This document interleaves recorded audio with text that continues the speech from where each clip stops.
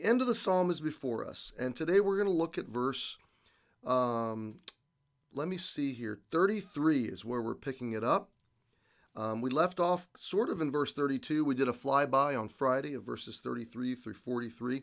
Yesterday we picked up 4 big takeaways from this entire psalm, and today I just want to concentrate on really probably 2 verses, 33 and 34. He, this is referring to God, he turneth rivers into a wilderness, and the water springs into dry ground.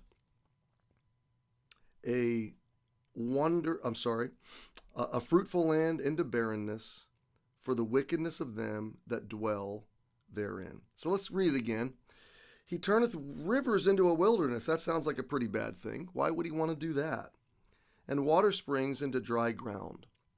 Well, the rivers are a picture of nourishment and plenty and bounty. That's what's going to root the soil, the things growing from the soil. It's going to produce the fruit of the trees and the fruit of the crops. The water springs in the dry grounds. The water springs are what produce fruitfulness. So it's a picture of health and fruitfulness and abundance. It's really a picture of provision is what we're talking about. Not only what would sustain human life, but what would sustain all the vegetation and the livestock that would also sustain human life, okay? So it's really talking about God's abundant provision. And so why would God want to withhold? When would he withhold his provision? Well, a fruitful land into barrenness. There's the 4. Why would he do that? For the wickedness of them that dwell therein. So God is the ultimate provider. He's the one that makes the land increase. He's the one that makes our hearts beat, gives our bodies strength to work.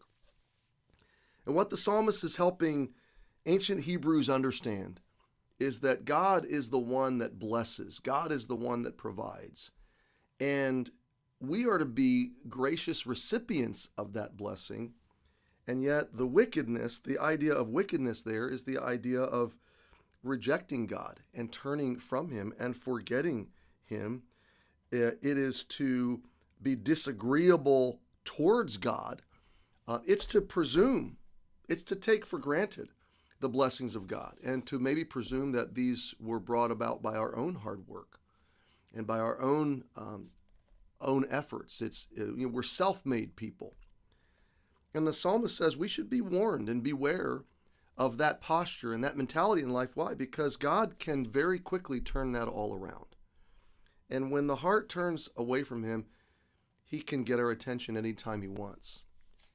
And my friend, to me, there's two big takeaways here, or 2 big applications that come to my mind as we're talking through this. And that is, first, that when you look at the world that seems to be getting crazier and crazier, I mean, my goodness, they're canceling Dr. Seuss now. Believe me, if they'll cancel Dr. Seuss, they'll cancel the Word of God. This is a crazy day. The world is getting worse and worse. Evil men and seducers shall wax worse and worse, God says. We shouldn't be surprised by that. But we shouldn't be deterred by it either. We shouldn't be afraid. But here's where I was going with that. We should look at the world that's flourishing, and we should see the mercy of God providing for hearts and people, leaders, nations, systems, blessed by God that are directly defying him. Think about our culture right now rejects God's definition of gender, rejects God's definitions of sexuality, human sexuality, rejects God's definitions of marriage, rejects God's boundaries morally in every way, rejects God's authority and existence, really, and presence and rights, his right to rule in our lives, and rejects God's value on human life, the sanctity of preborn, unborn life, and on we could go. So, and yet God mercifully provides. In a society that just spits in the face of God over and over, God continues to produce fruitful land, a growing economy, abundance beyond measure.